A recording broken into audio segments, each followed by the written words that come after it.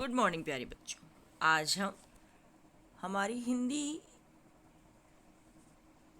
पुस्तक क्षितिज के काव्यखंड के पाठ 1 सूरदास के अभ्यास प्रश्न प्रारंभ करेंगे। हमने इस पाठ में सूरदास के 4 पदों को पढ़ा था, जिसमें उन्होंने ब्रज भाषा में रचनाएं की थी। और इन पदों में हमने पढ़ा था कि किस तरह उद्धव जब श्री कृष्ण का योग का संदेश गोपियों के लिए लेकर आते हैं, तो गोपियाँ उस योग संदेश को बिल्कुल अच्छा नहीं बताती। वो कहती है कि वह संदेश हमें कड़वी ककड़ी के समान लगता है, वह एक रोग है जो उन्होंने कभी देखा और अनुभव भी नहीं किया है। साथ ही वे उद्धव को ये भी कहती हैं कि उन्होंने तो श्री कृष्ण को एक निष्ठ भाव से अपना आराध्य मान लिया है। अब ये योग संदेश उन्हीं लोगों को ले जाकर सौंपो जिनके मन चक्री है। ठीक है, आज से हम इस पाठ के अभ्यास प्रश्नों को करेंगे। हमारा पहला प्रश्न है बेटा, गोपियों द्वारा उद्धव को भाग्यवान कहने में क्या व्यंग निहित है।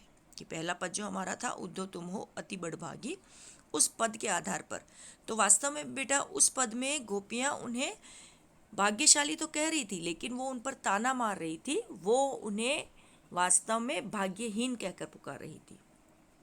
गोपियाँ उद्धव को भाग्यवान कहते हुए व्यंग कसती है कि श्री कृष्ण के सानिध्य में रहते हुए भी वे श्री कृष्ण के प्रेम से सर्वथा मुक्त रहे।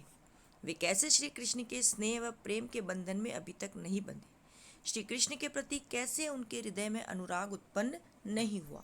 अर्थात श्री कृष्ण के साथ कोई व्यक्ति यदि एक क्षण भी व्यतीत कर ले तो वह कृष्णमय हो जाता है, परंतु उद्धव तो उनसे तनिक भी प्रभावित नहीं हुए।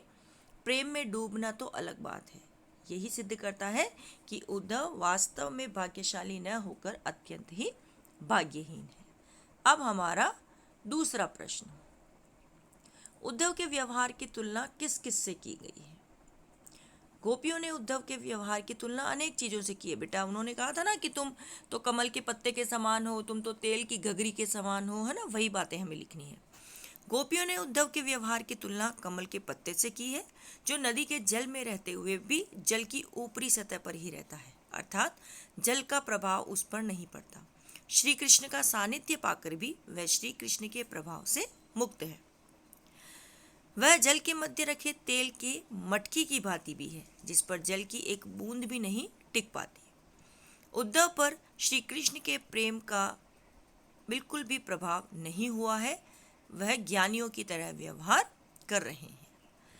उद्धव ने गोपियों को जो योग का उपदेश दिया, उसके बारे में उनका यह कहना है कि यह योग सुनते ही कड़वी ककड़ी के समान प्रतीत होता है, जिसे हम चाहकर भी निगल नहीं सकते। हमारा प्रश्न 3, गोपियों ने किन किन उदाहरणों से उद्धव को उलाहने दिए हैं। तो बहुत सारे उन्होंने कहा था कि तुम नदी में अभी तक तुमने अपने पैर नहीं डुबोए हैं, तुम तो तेल की घघरी हो, तुम तो कमल के पत्ते हो, है ना। उन्हीं सबको इसमें लिखना है।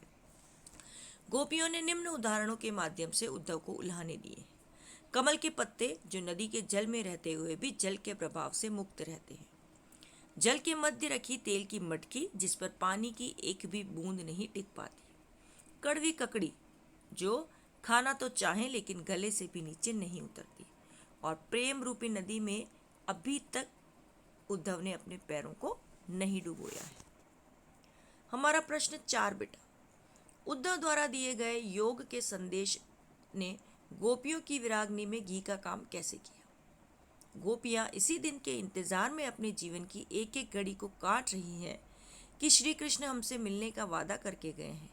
वे उसी इंतजार में बैठी हैं कि श्री कृष्ण उनके विरह को समझेंगे, उनके प्रेम को समझेंगे और उनके अतृप्त मन को अपने दर्शन से तृप्त करेंगे। परंतु यहाँ सबसे उल्टा होता है।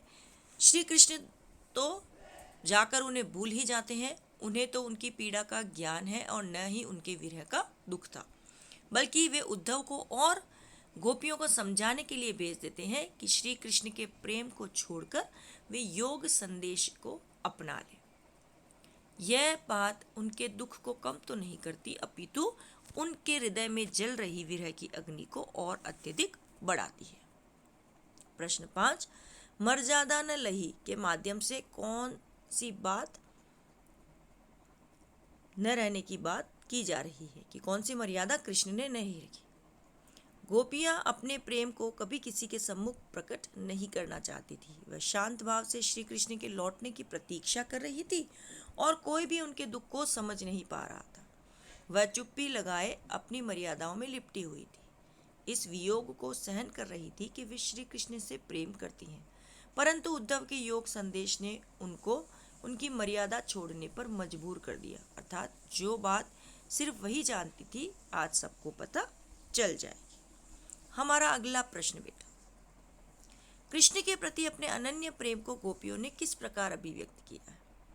तो कृष्ण के प्रति अपने अनन्य प्रेम को गोपियों ने अनेक उदाहरणों में व्यक्त किया है। जैसे एक तो उन्होंने कहा था ना कि हम तो चींटी की भांति श्री कृष्ण से चिपकी हुई हैं।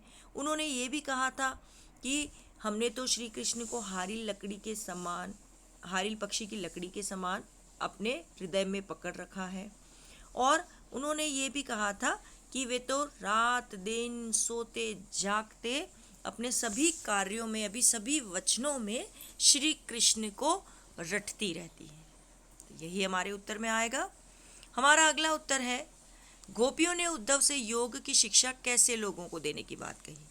तो इसमें बताया था मैंने कि गोपियाँ ये कह रही हैं बेटा कि उन्होंने तो श्री कृष्ण को समग्र रूप से अपने जीवन में उतार लिया है। वे एक निष्ठ भाव से श्री कृष्ण की आराधना करती हैं, अतः अब वे कृष्ण को अपने जीवन से, अपने हृदय से नहीं निकाल पाएगी।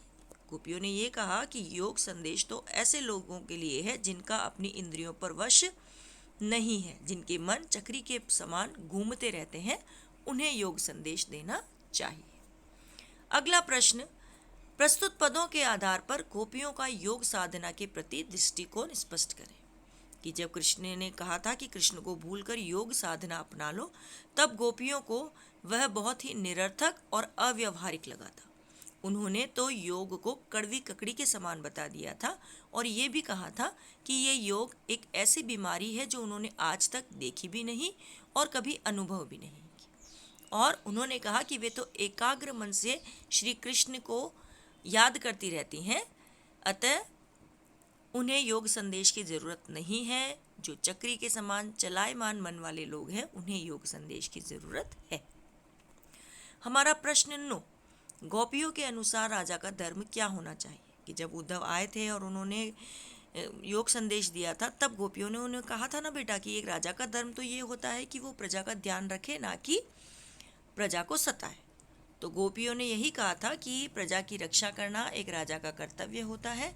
वो नीति से राजधर्म का पालन करना चाहिए। एक अच्छा राजा तभी होता है जब वह अनीति का साथ न देकर नीति का साथ दे। ओके, हमारा आज का 10वां प्रश्न बेटा, गोपियों को श्री कृष्ण में ऐसे कौन से परिवर्तन दिखाई देते हैं जिनके कारण वे अपना मन वापस पा लेने की बात कहती हैं? वे कहती है ना कि अब तो मन फेर पाई हैं, हाँ, जेते हुते चुराए, है ना, कि तुम वो मन हमें लाकर दे दो जो वो चुरा कर ले गए। तो गोपियों को ऐसा क्यों लगा कि जब श्री कृष्ण वहाँ से जाकर राजनीति के विद्वान हो जाते हैं तो उनके साथ राजनीति का खेल खेलते हैं।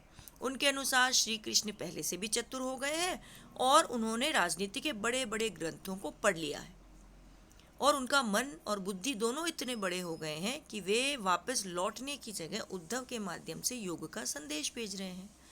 तो श्री कृष्ण के इस व्यवहार से उन्हें गहरा आघात पहुंचा है, अतः वे चाहती हैं कि श्री कृष्ण के पास जो उनके मन है वो मन उन्हें लौटा दे। ओके बेटा, आज के लिए इतना ही। आपको इन्हीं सारे प्रश्नों को देखना है, समझना है और अपनी हिंदी की कॉपी में बहुत ही अच्छी लिखावट के साथ करना है। ओके बेटा, बाय।